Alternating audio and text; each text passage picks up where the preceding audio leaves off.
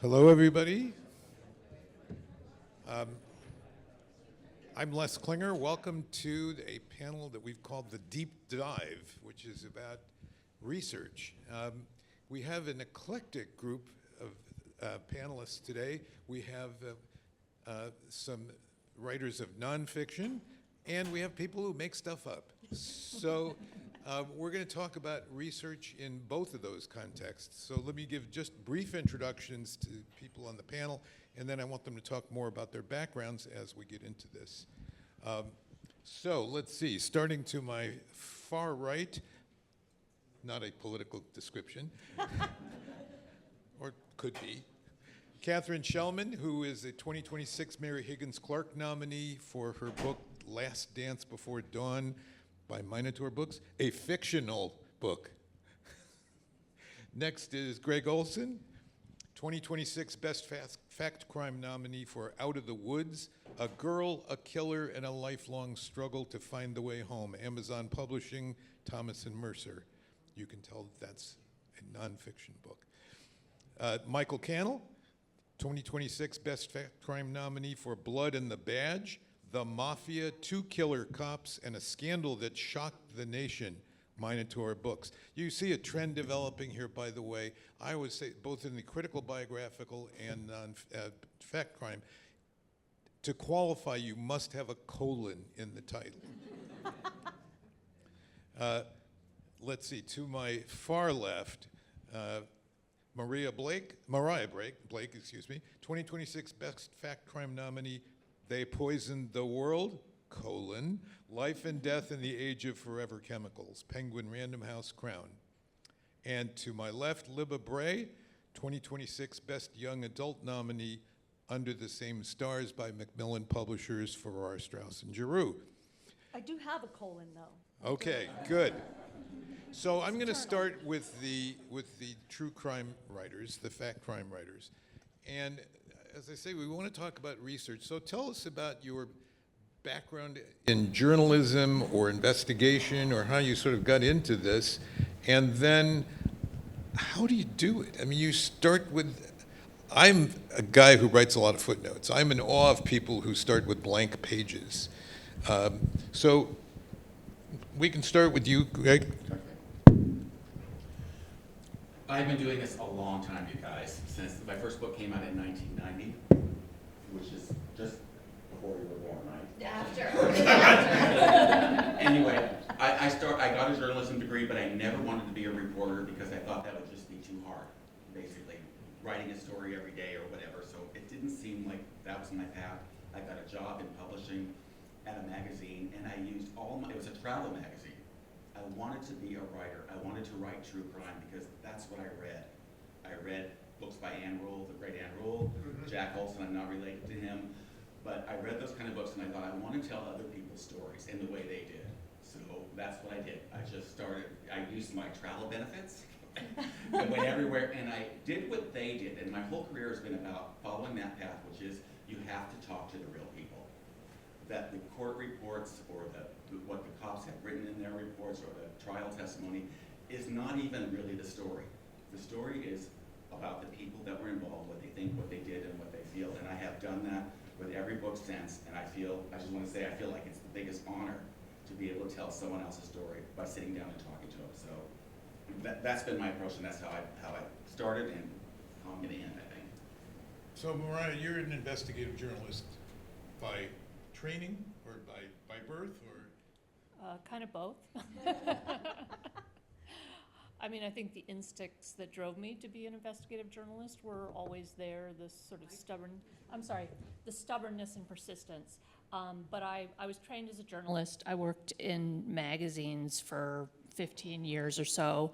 And I found myself gravitating more and more towards investigative stories that had characters, so where I had to dig deep into the facts, but then I told those stories through actual people.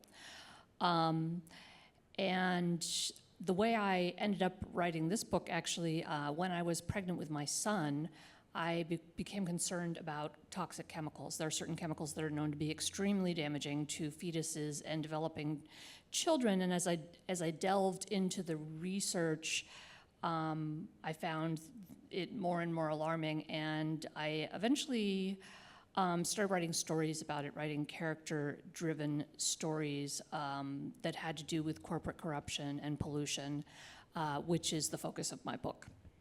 And Michael? Yeah, should I use the microphone? Yes, go ahead. Yeah. Recording. Yeah. Oh, okay, yeah. Well, my first job out of college was writing obituaries for a small newspaper in Virginia. My college friends all went off to Wall Street and got rich, and I wasn't able to do that, and kind of didn't want to do that.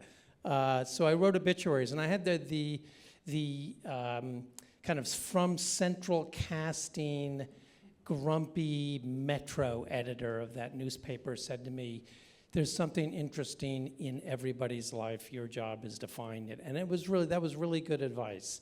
And so I did that, and I went on to work for UPI. I was a baby reporter at Time Magazine, and later worked at the Times. So I really kind of marinated in like old school newspaper reporting, and then later wrote books about people who were dead and wrote books about people who were alive. And it's, in my mind, sort of interesting that some of my heroes in the journalism world the people who write narrative nonfiction, Eric Larson, David Gran, etc., they tend to write books about people who are dead. And in fact, I read an interview once with Eric Larson in which he said, "I write books about people who are dead, partially because I don't want to interview anybody." I feel the opposite. I feel like I'm happy, I'm lucky to do either one.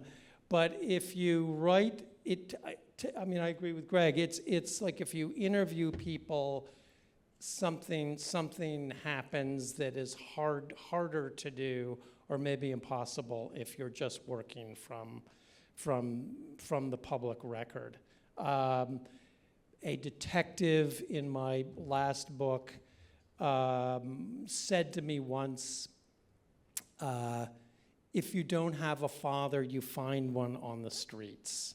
Right, so if you're a reporter, that's like ding, ding, ding, like that's a quote I'm gonna use, right? You can hear it in people's voices. So I have tended to favor those stories where you can speak to real people.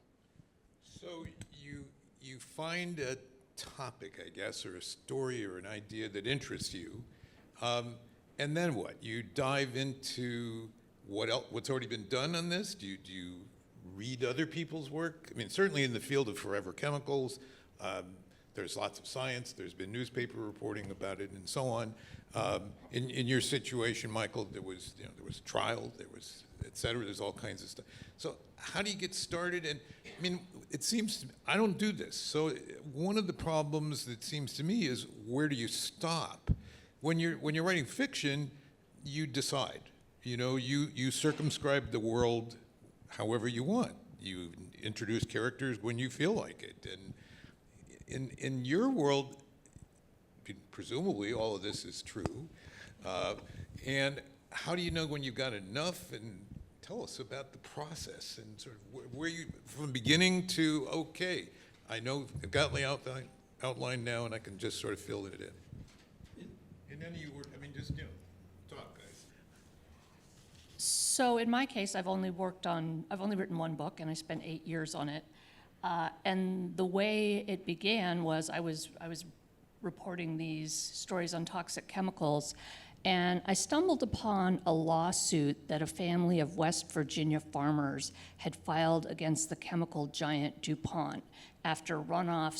So in the 1980s, DuPont had bought some acreage for a landfill from these farmers, and afterwards their cows started sprouting tumors, vomiting blood, and eventually dying. So at some point, the cows started dying faster than the family could bury them. And so the family thought the landfill was to blame, so they filed suit against DuPont, and their case wound up exposing this breathtaking cover-up involving this certain forever chemical that's used to make Teflon.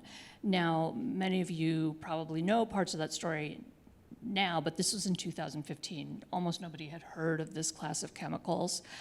And I was blown away. I was just reading legal documents.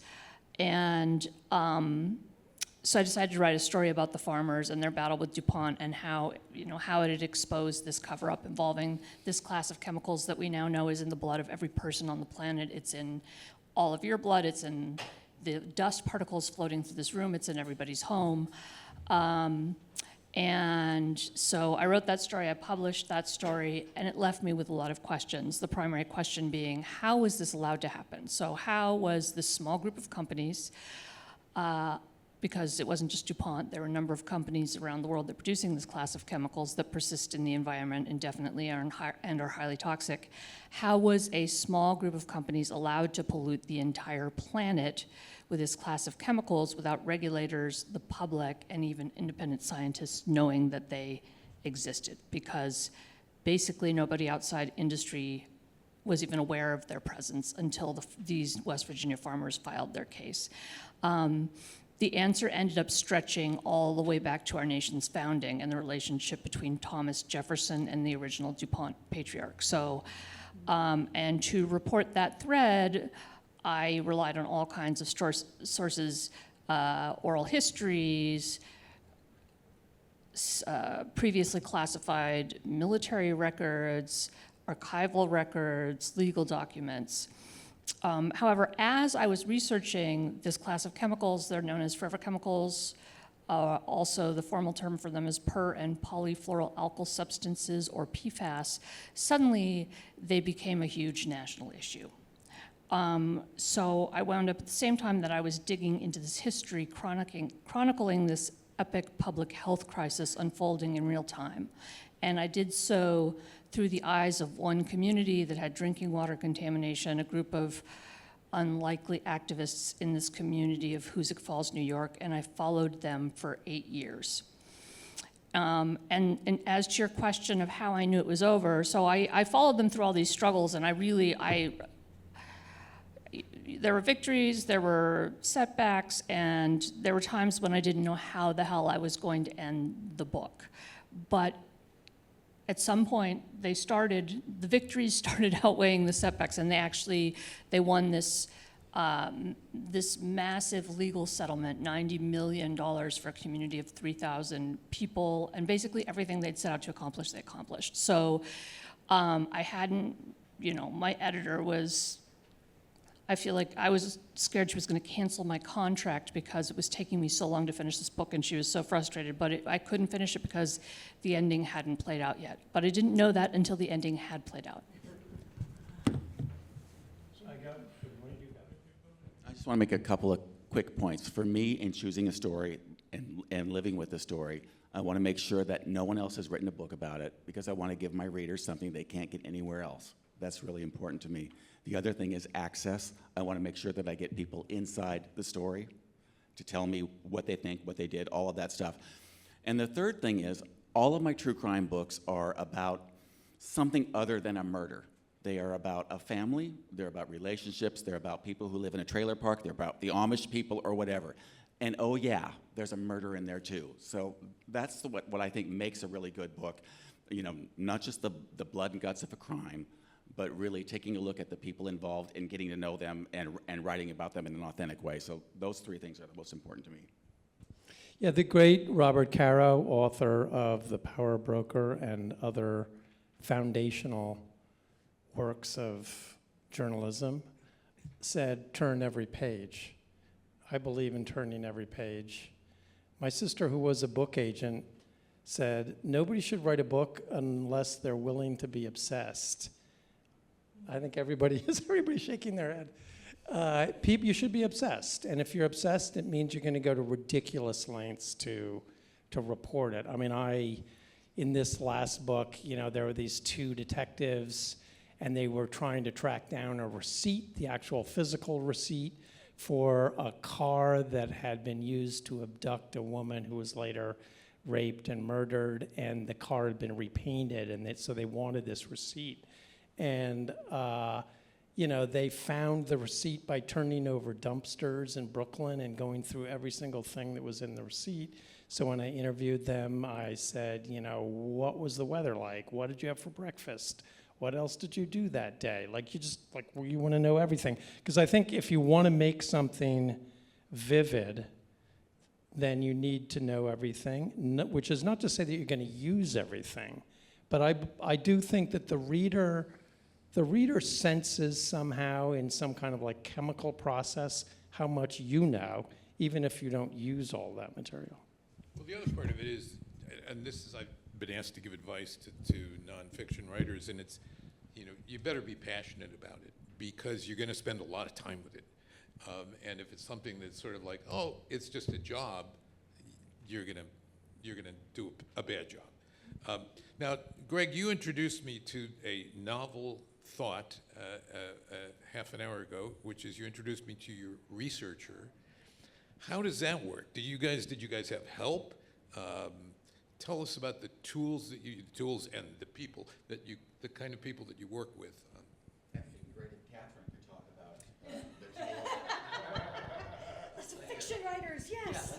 Yeah, Katharine, talk about you use. Well, I think you're planning to do the fiction writer second. Is that the plan? Oh, okay. I'm worried about her. She's just sitting there.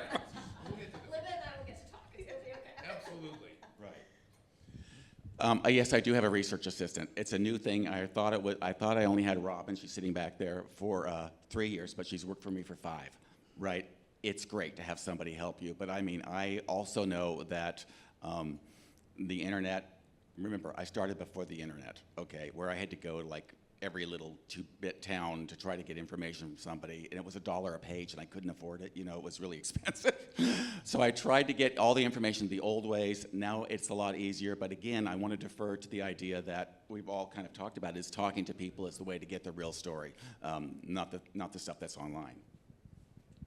I would like to have a Robin, but I wouldn't know how to. Can't have her. Okay. I don't know how that would work for me, because I wouldn't know what to ask a research assistant to do, because then first I would have to find out what it is that I'm trying to find out. So to me, it's like I would have to do it all. I would have to do it all myself. Did you use microfilm, by the way? Oh, sure. Yeah, my microfilm. Oh my God. Yeah. So to me, it's all about digging. It's about talking to people. It's about writing, and in order to be able to do the research, and then doing the research in order to be able to do the writing. I know some people who do all the research, and then on some random day they start doing all the writing. I could never do that. I have to go back and forth, but always digging and digging and digging and finding out more information. So I did the vast majority of the research myself. However, the community that I followed for 8 years, there's a college right across the border, and there was a professor who was interested in what was happening in that community, and they had a program where students would go work a couple months a year in some field that they were interested in. So I had interns for a couple months, 3 consecutive years. And that was pretty fabulous. I'd like to have a Robin too, but I could only really. Do you have a card? Yeah. Yeah, but I could only give them really discrete research tasks. So, for example, I knew that the DuPont family has archives in Delaware, and I had identified from other books, the footnotes in other books, that there are a bunch of documents that I wanted to get. So I sent a research assistant to go get those specific documents, and finding documents in an archive can be extremely time-consuming. So, or I would give them a very discrete research project. But so much of it, not only, I needed all the information to be in my head so I could make the connections, and especially the part of the book that was character-driven, I really needed to marinate in the characters. I needed to know those characters so I could bring them to life on the page. So, Michael, Can I mention one other thing? Sure. I hired an outside editor at the very end to help me streamline the book, because I'd spent so much time with this material. I was having trouble, what they call it, killing my darlings. So I I was having trouble cutting and streamlining and tightening. I was too close to the material to see it clearly, and that was an absolute godsend. I was going to say, I mean, I'm a lawyer by day, and I very much understand what you were saying, Michael, about sort of when you start to write it, more questions will occur to you. It's like, well, wait a minute, I'm going from A to B to C. How do I get to D? Or there's something in between that I'm missing. And so, yeah, I think you have to do that. My personal technique is to do it the same way, which is start to write it. That means you outline, I guess. I mean, I think we're all outliners in that sense. No? You just sort of let it go and see where it comes out? I do when things happen. I do that list. Yeah. Well, it's the same thing. You tell the story in Yeah. different ways. I have a graveyard of abandoned outlines. Number 14 for the last book was called Help Me Baby Jesus, and number 15 was called Jesus Can't Help You. Not an outliner. So I was on a panel about research a number of years ago, and one of the writers talked about research rapture, which is, I thought, a wonderful phrase, how we all love the research. The research is the best part of writing, and at some point you have to sort of detox or go through rehab and get out of the research mode and start writing. And this is a problem, and this is a segue now to the writers of fiction. There's people who make some stuff up, don't make up everything, but make some stuff up. I always have the luxury. I rub your noses in this. As an annotator, I have never thrown any bit of research away. I just stick it into a footnote. And this is, this I know drives you guys crazy that I don't have to cut out anything, but I don't. And I've been very fortunate in that regard. But fiction writers especially have to learn how to grapple with research and say, I can't put it all in the book. So let's start with you, Libba. Tell us about, take your latest book and tell us about the kind of research that you did and when you did it during the process. Well, it's very wonderful to hear. I love to hear other writers talk because there's a lot of like nodding. Oh yeah, that too. Oh, and then you're on the floor in the fetal position. Yeah, and when is the vodka with the straw? Gotcha. But I love that there's such an overlap between the way that nonfiction writers approach their books and the way that I think fiction writers who are writing historically approach their books. I do like to say, you were asking earlier about how we got started, and I always like to blame PBS because when I was growing up, we had 3 channels plus PBS, and my parents watched a lot of PBS. And one day, my father came to us and said, we're going to watch a historical miniseries. And I was like, why do you not love me? And he said, it's called The 6 Wives of Henry VIII. And I was like, oh, God. There's not even like a talking dog in this, I'm sure. And then he looked at me and he said, well, he beheaded 2 of his wives. And I was like, I'll make the Jiffy Pop.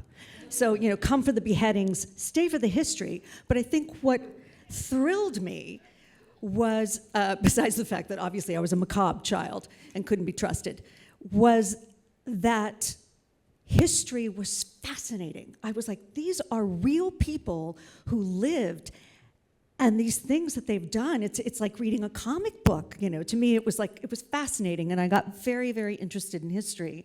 And so I think the majority of my books have involved research. For Under the Same Stars, I actually started this book because my editor, Grace Kendall at FSG, during the pandemic had sent me this article in The Atlantic about a matchmaking tree called the Bridegroom's Oak in Germany. And it's a real tree. It has its own postal code. People have written to this tree and found their true loves and lifelong friends. And it's beautiful. It's a beautiful story. And again, because there was something wrong with me, I immediately read that and went, murder. But I did think, well, what happened to that tree if anyone could have access to it during World War II? What happened when Germany was divided? And that got me thinking because I love Lois Lowry, the writer of The Giver, has this wonderful quote that she said, "I like to write about what keeps me up at night." And this was during the first Trump administration and in the throes of COVID, and there was a lot to keep me up at night. And so I very much wanted to find some sense of hope by looking back at different resistance movements to see how they had survived and endured and gotten us out of some pretty bad situations. And so, of course, I immediately started to deep dive into the run-up to World War II, and that was terrifying to see the overlap. And I also was researching the punk scene in 1980 Berlin. It was sobering to go, 1980 isn't historical because I was oh, Jesus. And then also to be researching COVID as it was happening was an interesting thing. And like you, Michael, I also go back and forth. But anyway, yes, I think that there was just a ton of reading. It was sad that I didn't have the access to be able to go and talk to people in person. I did over online and also always make friends with librarians. But yes, I love the research. I love what it uncovers. I love what it tells us about ourselves. And I love that it sometimes provides a paradigm for how to move forward in difficult times.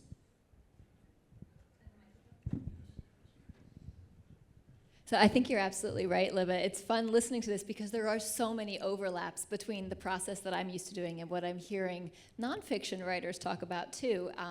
For me, all my mysteries are historical mysteries.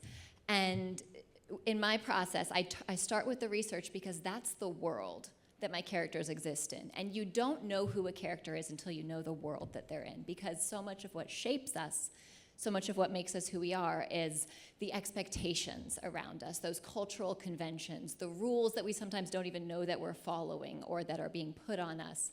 And that shapes how we live in the world, how we move through the world, how we interact with the people around us. And once you know what those constraints are, that's also your plot. You don't, how your conflict, your tension comes from how your characters are bumping up against those rules. What constraints do they accept and what don't they? What rules do they follow and what rules don't they? What conventions are they willing to be part of and what are they pushing back against? So for me, writing historical fiction, I don't have a story until I have my world. So that's always what I start with, is learning what I can about that world.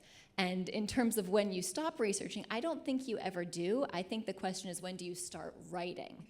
And when the story isn't changing based on the research, that's when I'll start writing. But the research still keeps going because there's always those little details. My husband always likes to say that he loves finding the one sentence where he said, there's a single sentence that I know you spent an entire day just trying to find what's that one intersection that they would have been at. And no one's gonna notice and no one's gonna care, but I'm gonna know it was right. And so that kind of research, what was going to be the cost of dinner at that automat in the 1920s? Was there a subway at this intersection, or was it a streetcar? And how are the characters going to get from place to place? That kind of detail is ongoing throughout the process. Well, these are mystery readers, so they love to find mistakes. Oh, right, so now all of you can look for those little details too. It's a special little sleuthing game that you can play. But for me, the big picture research happens first, but then the details, I'm always looking into those. But in terms of sort of the big point of the research, is you commented what an honor it is to tell someone's story and to be trusted with that.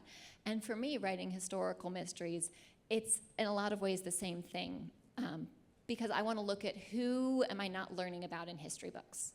Who did I not get taught about in school? So Last Dance Before Dawn is set in 1920s New York City. It's in the height of the Jazz Age, Prohibition and speakeasies. But I'm not looking at the Great Gatsby type characters. The main character, Vivian Kelly, she's working class. She's an orphan. She's poor. She's just trying to survive. So I want to look at those characters who are queer folks, who are working class folks, who are immigrants. What stories aren't getting told in a history book, and how can we use fiction as a vehicle to tell those stories? And for me, that's a huge honor, to look at those historical time periods and be able to show someone, you were there too.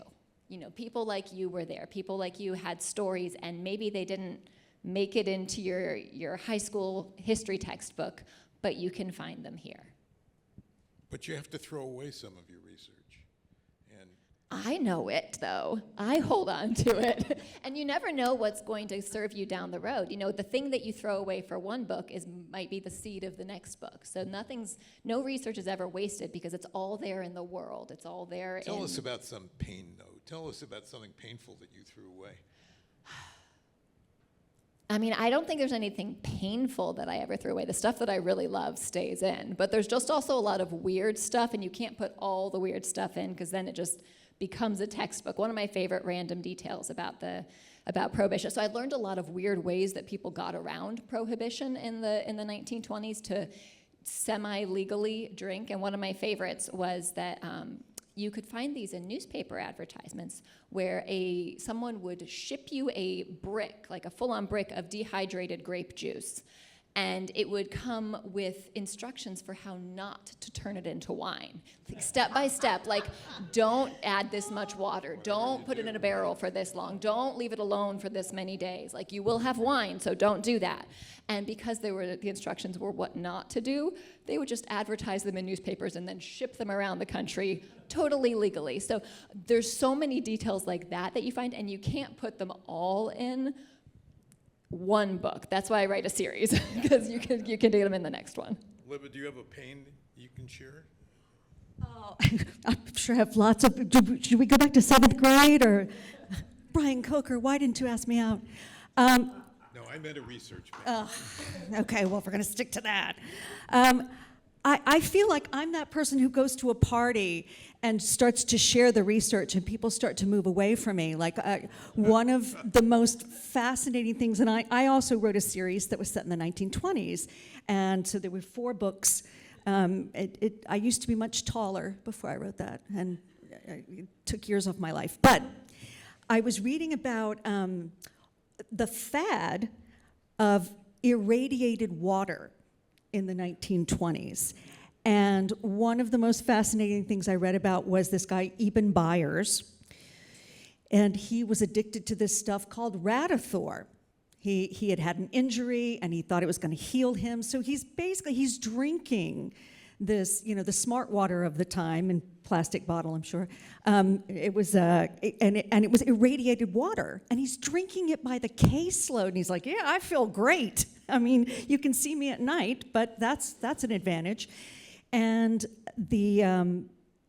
when he died, horribly, of course, the New York Times had written, the radium water worked fine until his jaw fell off, because he just dissolved, and he was so irradiated that he had to be buried in a lead-lined coffin. And 50 years later, they dug him up and were like, "Nope, not time yet."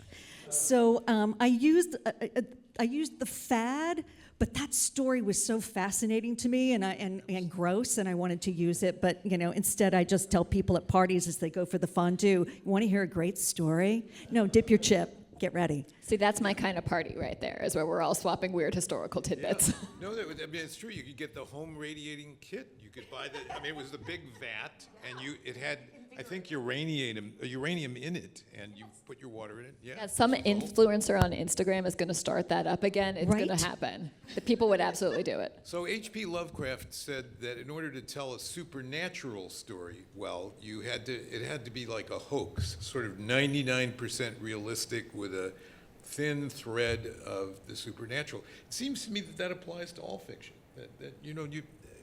It's a hoax. This didn't really happen, but you need to make it to the readers that it feels like it could have happened.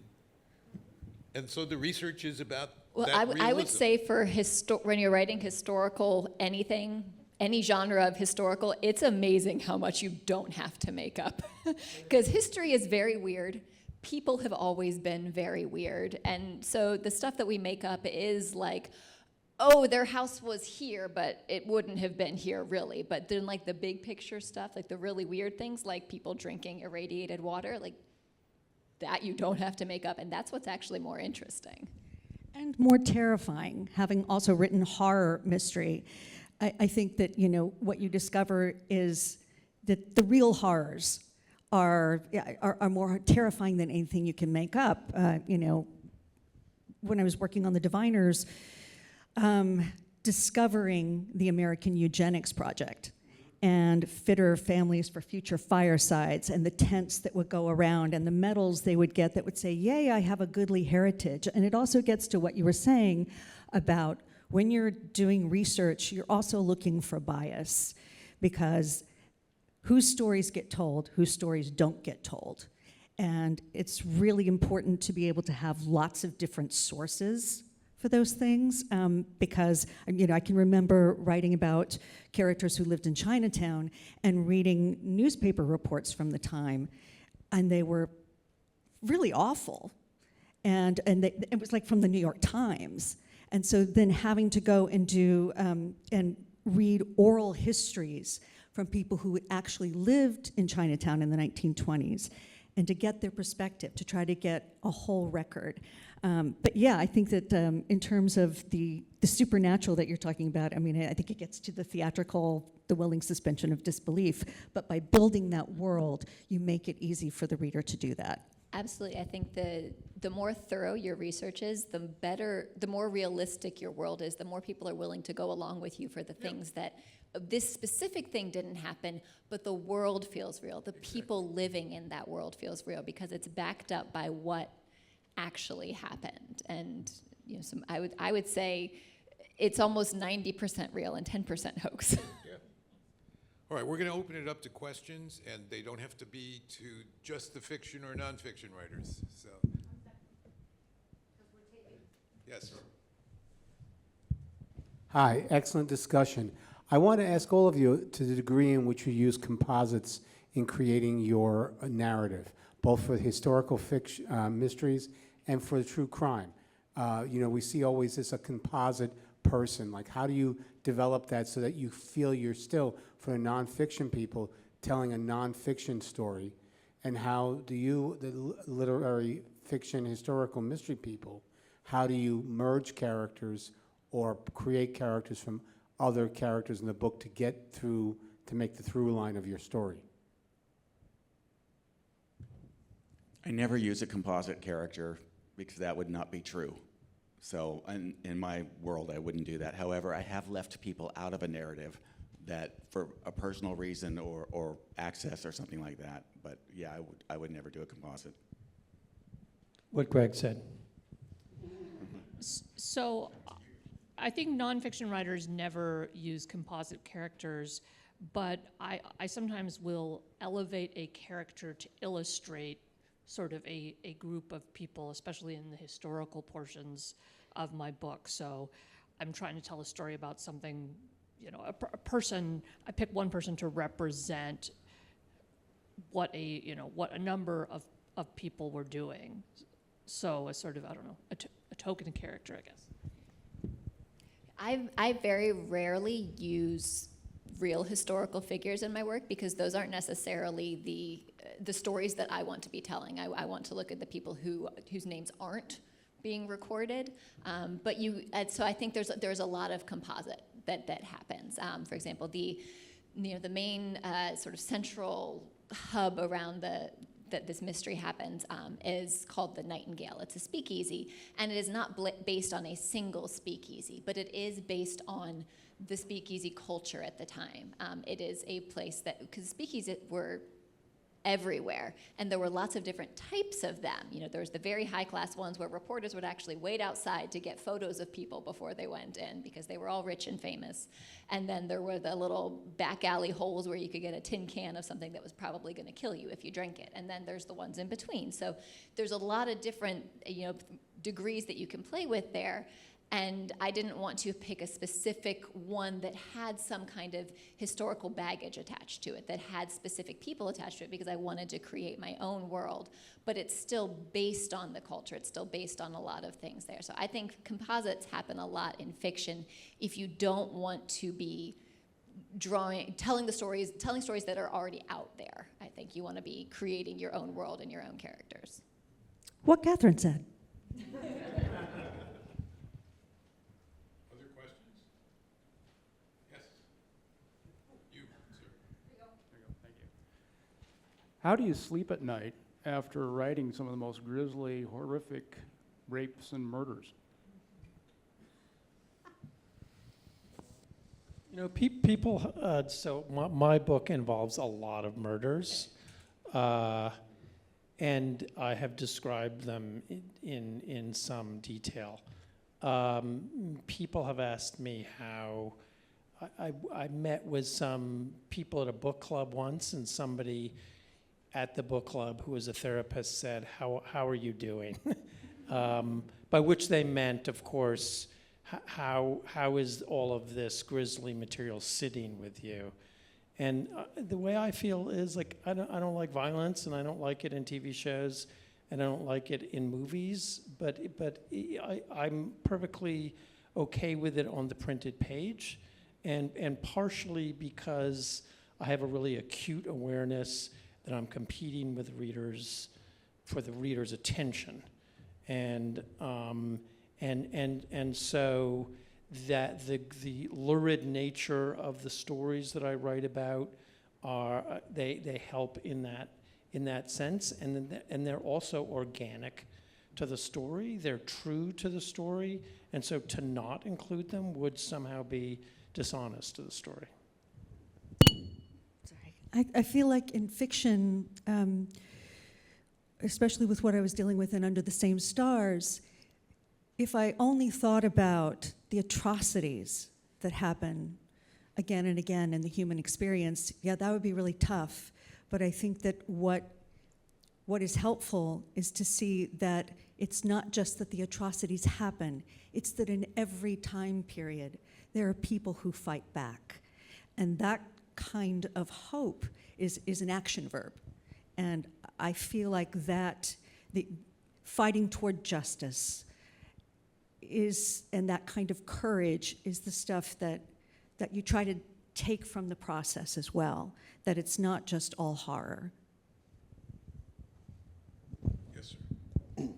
For our historical fiction writers, something you said, Katharine, made me think of this, and the question is, do you have any perhaps surprising or interesting inspirational predecessors or former historical mystery writers that you consider literary ancestors? Because when you talked about telling the stories that haven't been told, first thing that came to mind for me, although he's not a historical mystery writer, is O. Henry and the 4 Million, right? That whole project was to tell the story of everybody else. So I just wonder, you know, do you see yourselves in a tradition? Do you have peculiarly inspirational, especially if they're surprising, predecessors? Yes is the short answer. I am going to not try and name names right now, because as soon as you asked that question, every single name and name of any book just flew out of my head. But I think that especially, so as a woman and a queer woman who writes about female and queer characters in historical settings, anyone who has been doing that through history is telling stories and those have often been very underground books. They've been very niche, and it's been a struggle to get those out there.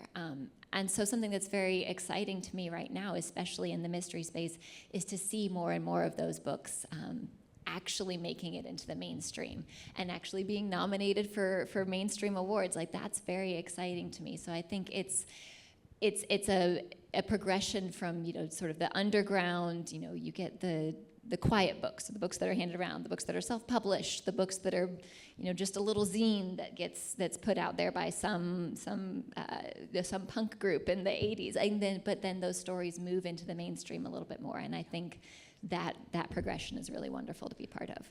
I think that that's a fascinating question, Dana, because I mean, I've advanced the thesis that crime fiction arose out of really two sources. One is the sort of the Newgate calendar and the broadsheets that were being published about hangings, and sermons, especially in America, where sermons would often tell the story of bad Jim Latoile, who was hanged, and here's all his sins, and this is a lesson. And what was happening was those writers of true crime, the authors of they were running out of material, and so they might make up a story or embellish a story and all that. And that was really the birth of crime fiction, was that fascination with true crime turning into not quite so true crime, but true-ish.